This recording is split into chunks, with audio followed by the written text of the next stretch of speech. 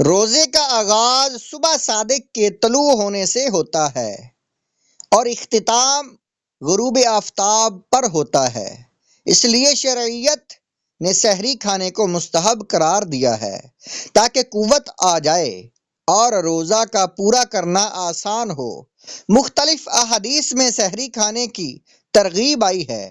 ایک حدیث میں ہے سحری کھاؤ، سحری میں برکت ہے۔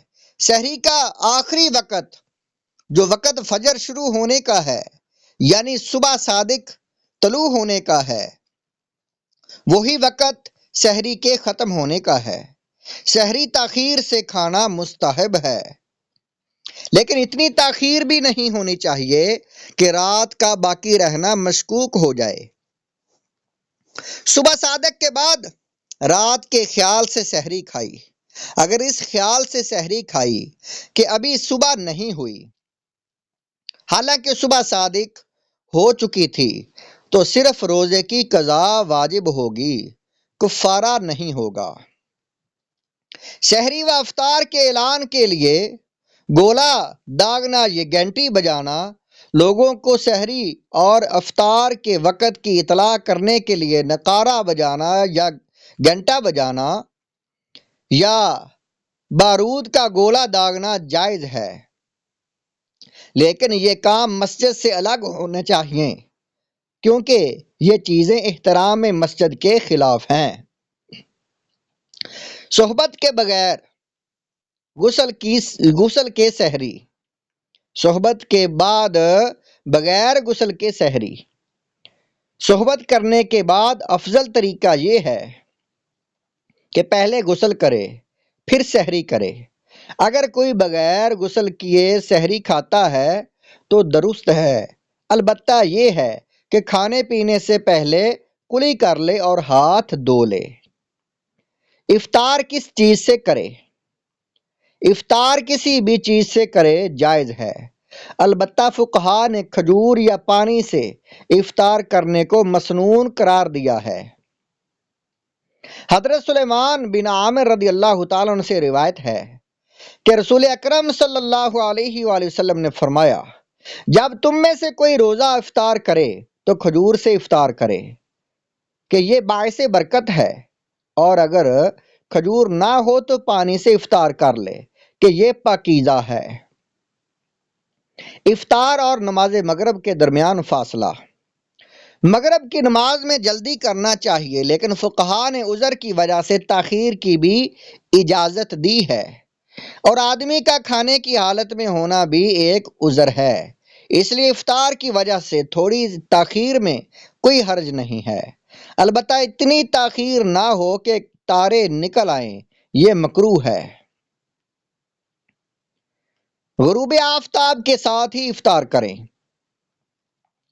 غروب آفتاب کے ساتھ ہی افطار کر لینا مسنون ہے۔ اگر اس یقین کے ساتھ افطار کر لیا کہ سورج ڈوب چکا ہے مگر بعد کو معلوم ہوا کہ یہ اس کی غلط فہمی تھی، تو صرف قضا واجب ہوگی، کفارہ نہیں۔ اور اگر گمان تھا کہ سورج نہیں ڈوبا ہے پھر بھی افطار کر لیا تو کفارہ بھی واجب ہوگا۔ افطار کی دعا۔ افطار کے وقت دعا کرنی چاہیے۔ عبداللہ بن عمر رضی اللہ تعالیٰ عنہ سے روایت ہے کہ روزہ دار کو افطار کے وقت ایک ایسی دعا کا حق دیا جاتا ہے جو رد نہیں کی جاتی۔ اپنی دعاؤں کے علاوہ احادیث میں وارد مسنون دعائیں بھی پڑھنی چاہیے۔ ایک حدیث میں یہ دعا ہے، ذهب الظماء وابتلت العروق وثبت الاجر انشاء اللہ۔ پیاس ختم ہو گئی، رگیں تر ہو گئیں، اور انشاءاللہ اجر بھی ثابت ہے۔ بعض حدیث میں یہ بھی دعا ہے، اللہم لک صمت وعلی رزقک افطرت۔ الہی میں نے آپ ہی کے لیے روزہ رکھا، آپ ہی کے رزق سے افطار کیا۔ افطار کے وقت اجتماعی دعا۔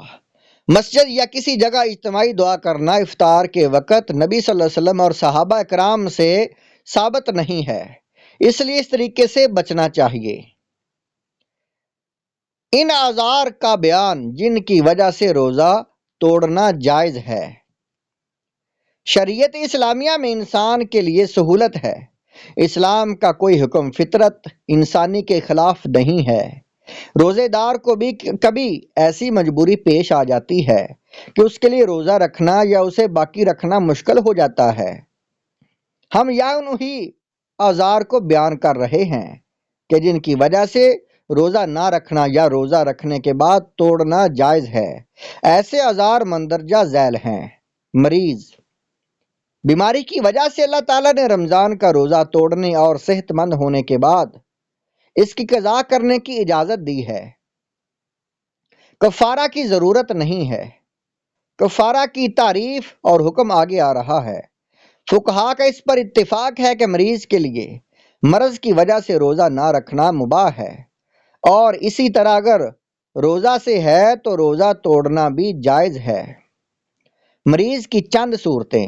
الف، پہلی یعنی صورت، پہلے سے مریض ہو اور روزہ رکھنے کی وجہ سے ہلاک ہو جانے یا کسی عضو کے ضائع ہو جانے کا اندیشہ ہو۔ اور دوسری صورت، پہلے سے مریض ہو اور روزہ رکھنے کی وجہ سے مرض بڑھ جانے کا اندیشہ ہو۔